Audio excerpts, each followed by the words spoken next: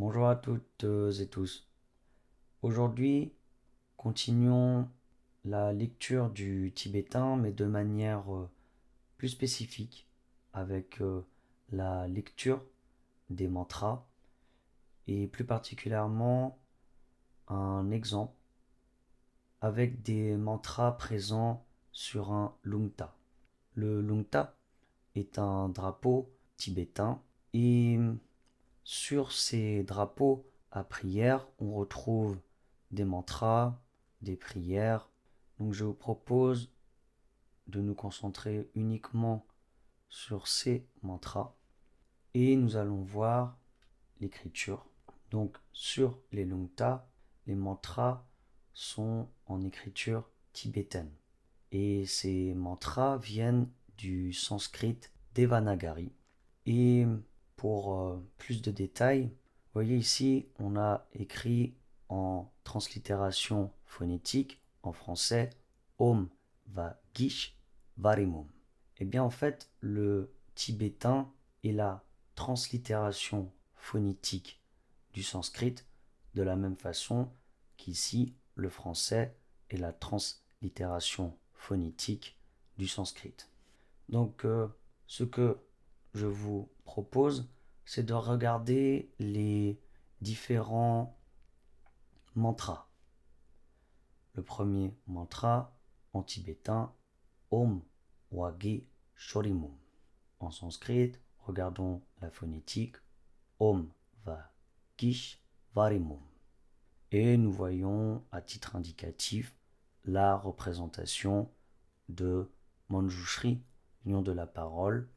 Et pour parler un peu des mantras, les mantras traditionnellement servent de support de méditation. La formule est récitée de nombreuses façons et pendant ce temps-là, la personne qui récite la formule se concentre sur la représentation de la divinité, du Bouddha, du Bodhisattva, etc. Second mantra, Om Mani Peme Hum. Ici, nous voyons la syllabe germe Hri. Et en sanskrit, Om Mani Padme Hum. Et en sanskrit, Hriya. Troisième mantra, Om Bendra Pani Hum Pe. En sanskrit, Om Vajra Pani Hum Pat. Et nous voyons ici une divinité courroucée. Sur la diapo précédente, on avait Chenrezi, qui est une divinité paisible. Et ici, nous voyons Vajrapani sous sa forme irritée. Quatrième mantra, Om Ami Dewa Hri en tibétain et Om Ami Deva Hri en sanskrit. Donc, Amitabha ici. Cinquième mantra, Tejata, Om Muni Muni Maha Munaye Sva. Et en sanskrit, Tejata, Om Muni Muni Maha Munaye Sva. Avec la représentation du Bouddha Shakyamuni, le Bouddha historique. Sixième mantra, Om Ahong Bendra Guru Pema Sete Hong.